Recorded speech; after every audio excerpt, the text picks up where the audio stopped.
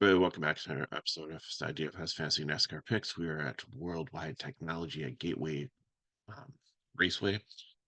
Trucks raced here was a decent race. A little bit of passing there, but with some of them, as they went around the one corner, two of them were close together. One of them on the bottom might get a little loose, but the cars are going to be a little bit different on this. So they brought the same tire as they use, I believe, at Phoenix and Richmond. So hopefully that will help with like some passing here, and it won't be parade. So it should be decent, especially after the disappointment last week with the Coca-Cola 600.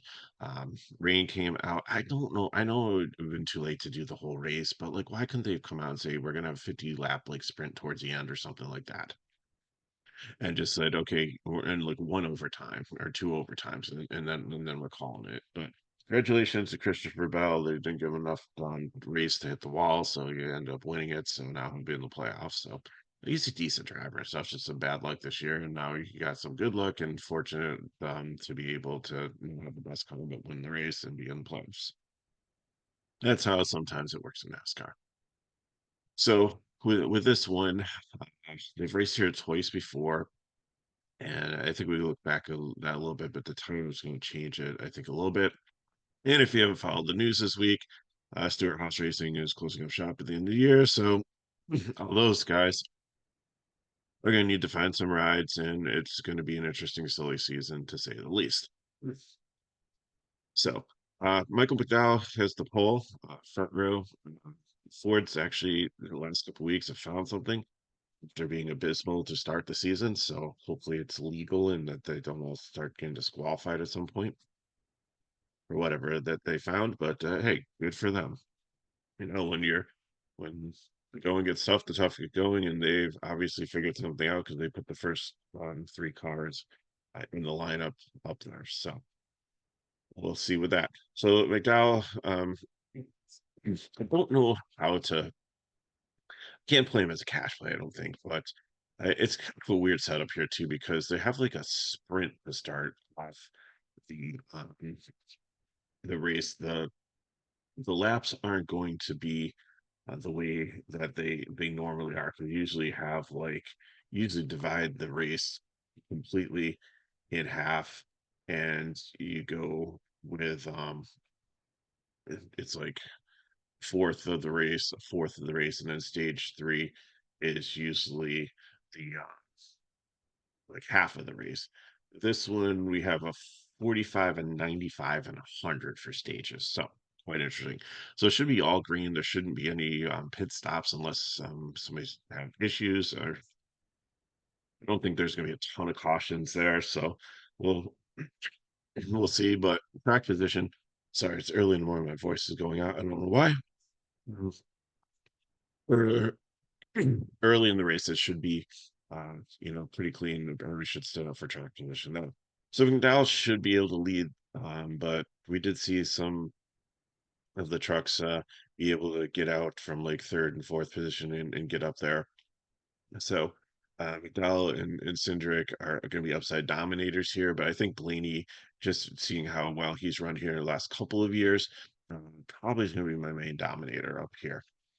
Christopher Bell, like I said, won last week. Usually qualifies well, usually doesn't finish well. So I think he's more of a GPP play. I think people will look at the recency bias and be like, oh, he won last week. He's in good form now. I'm not buying it yet. I want to see some consistency before I go there. I'm not going to completely write him off. I will have him in my dominator player pool, but more of a GPP build than a cash build. Reddick, same thing. He's been fast. 97 is a great price for a dominator.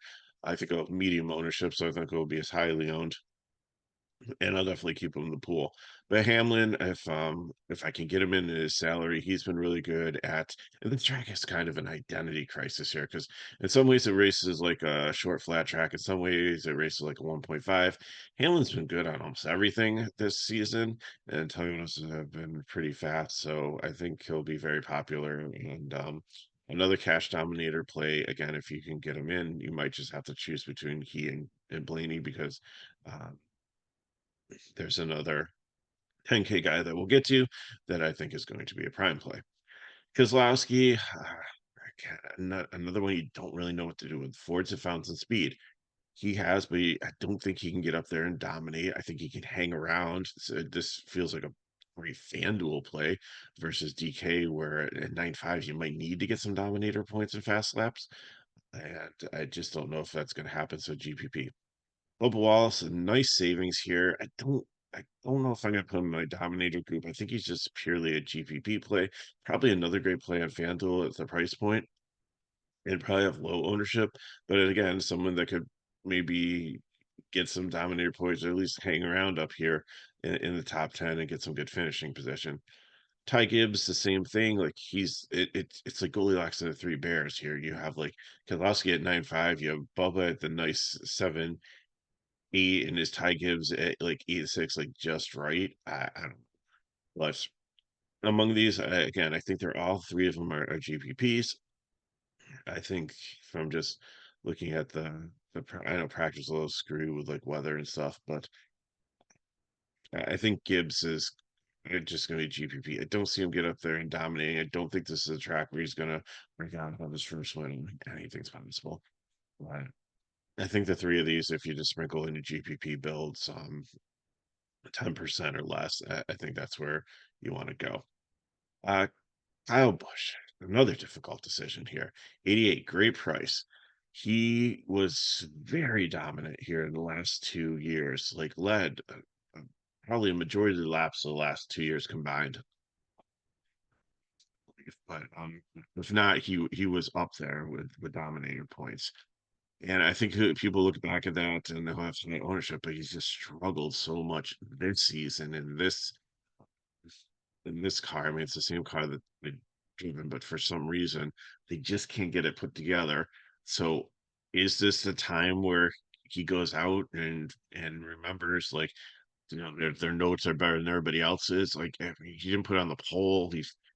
He qualified 10th. Like, can he get up there and dominate with some of these other guys who have like the Fords have found some more speed and stuff?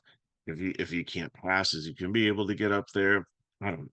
First guy probably my GPP lineup, but I'm not playing cash.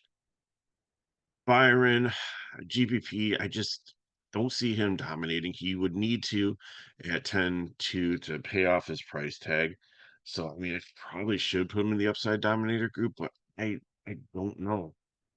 I don't see it based on like how the strength I've seen in the other cars in recent form, and I'm just I'm not gonna be out on him. I will have a little bit in there, probably the same as like Kozlowski, Wallace, and Gibbs. But I'll probably go like no more than 10% on him, and see if I'm building 150 max, like what shakes out.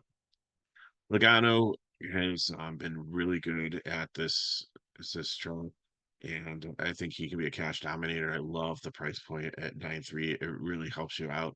So I think between my dominators, I'm going to try to pick between Blaney, Hamlin, and Logano. I know they're further on back, and if you can't pass, but I do believe that they have the cars to be able and the use pit strategy or whatever to get both of them. And I mean, you can even if you want to try to build like a three dominator group and throw in McDowell or Cindric up there too, that works. But I think that's more of a GPP build than a cash. I think it's going to be Blaney or Hamlin, and then Logano. Larson, I think, will be very chalky, but he struggled at this track and didn't impress me in practice. So I'm going to put him as an upside dominator for GPP builds, and I'm not playing him in cash. Bowman looks like he might be losing his ride here.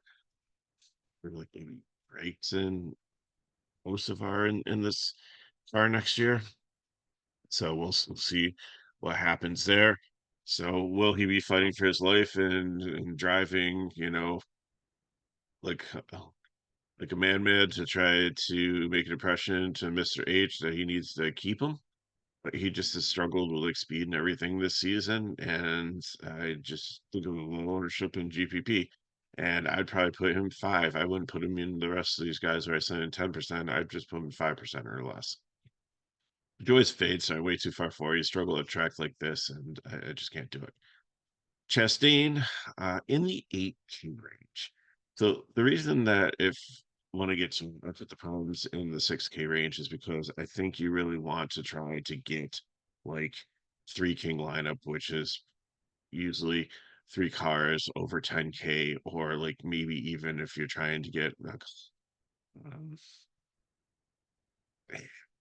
Logano in at 9.3, and like either Larson or Hamlin and Truex in there, it's a lot of salary.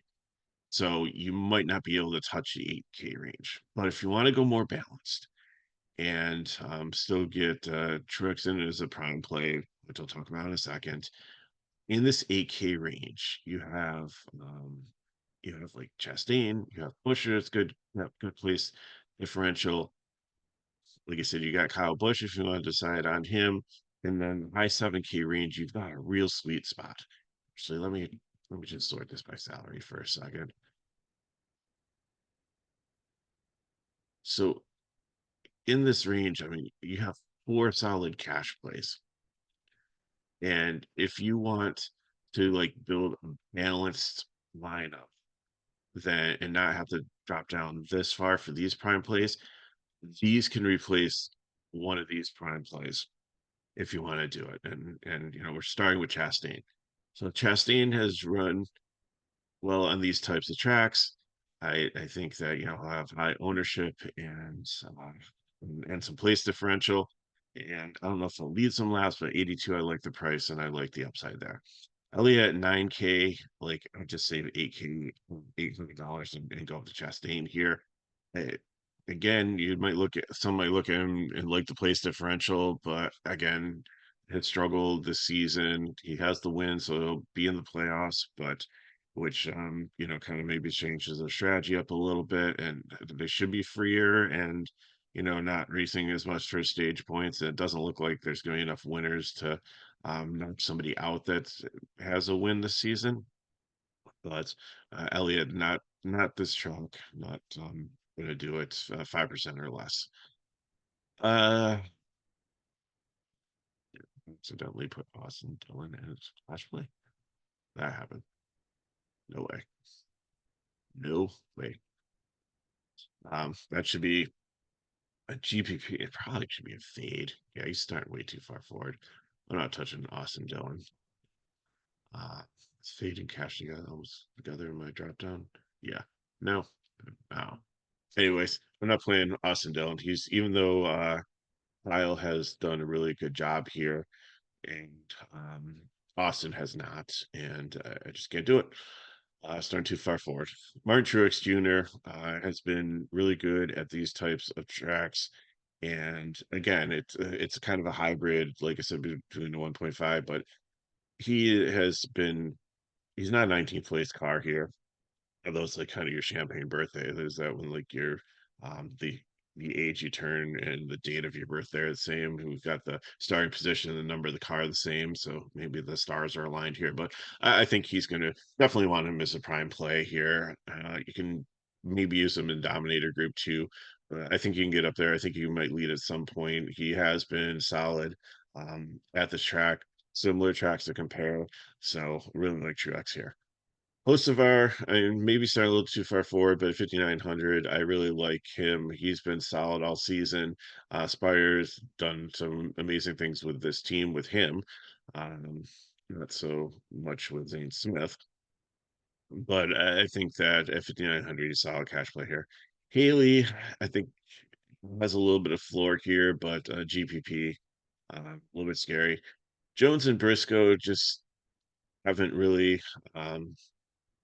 Have struggled at some points this season, so I think they're going to GPP and low. And again, if I'm playing somebody in this range, I'd take the savings on Haley or Hocevar. I'm not touching these two. Stenhouse has been solid. There didn't look like there was any repercussions from the fight that he had with Kyle, and I think he's probably put that behind him. He should be safe here to play at 6K. Crowd's starting way too far forward here at 51 is a fade. Busher and Gregson, I like both of them here. Again, they're in that kind of like 1K range between the mid eights and the mid sevens that are solid plays if you want to, and throw Barry in there too. If you want to build like a balanced lineup, I like all three of these drivers. I think Barry was super solid here last year, and when he raced, and I think that he's could definitely be solid here. Gregson's been solid. Busher definitely has some place differential, and then Hemrick in the middle of it's just going to be fade. So again, if you want to go up, you're going to play the prime plays that I have in the 6K range. But if you want a more balanced lineup, and like you use it like Logano as one of your dominators and have the salary, then this is a great range to build out of. Harrison Burton, I'm going to give a GPP. I don't think you can screw this up too much. Again, he's probably racing for a ride in Xfinity next year. Xfinity could be loaded next year with if Priest is out of it, if Briscoe can't find a ride up here, you know, what would be really cool is if Penske reopened their Xfinity program. That would be great. You could have some really solid drivers dropping out of Cup back down to Xfinity and make that a very exciting series next year. And Burton would be actually one of them. Daniel Suarez, a prime play here, not 31 place car. He showed some speed at Gateway the last 2 seasons, and I think definitely can move on up. And Prius GPP, John Hunter Nemechek. If he wasn't so volatile, I think this would probably be a cash play. And if you need to drop down into you can maybe make him one of your prime plays if you're trying to go the three king lineup because we do have a place differential here, and I think he'll be highly owned for that. Cody Ware is returning after the domestic violence suspension, so I'll see if there's any rust or anything. A GPP, I mean, he did decent, and the Rick Ware cars have come a little ways. Like Haley's definitely shown that they're not like the bottom feeders that they were once upon a time. So I think he's in play. Gilliland, I love down here. I think he definitely has a great car and can move on up. And it didn't qualify well, but that doesn't really scare me here. Um, he's I think that see some other ones with trouble and stuff. I think he should be able to get like 5 place differential points into the top 30, and then 64. That's great. And Zane Smith again, if you're punting and you're trying to play like the Three Kings lineup, and you're trying to get like Hamlin, Larson, and Truex all in the same lineup, then I don't know if that's physically possible with the money, but you're probably going to play John Hunter Nemechek and Zane Smith out here, and then see who else is left over. Maybe like close of R to finish things off. So I got for you. If you have any questions, put them in the chat below. Hit me up, Megaro31 on Twitter/X. If you want more information outside DFS, you can go into the description of the video. We are, and there's a link for our website for pricing. And if the videos help, like, subscribe, share with your friends. We are creeping up almost to 5,000. We're in the 4 or 9 range here, so Matt Noah put out promotion on our X page. If you scroll back and look at it, we have a created email promos at FSI DFS. And if you take a screenshot showing that you're a subscriber on YouTube, then I've sent that to us within 24 hours. We'll email you a coupon for a free VIP week. So that covers all the sports. So we got for you. You know how to go home if you have any questions. Hope you have an amazing weekend. Good luck in your contest, and I'll see you next time.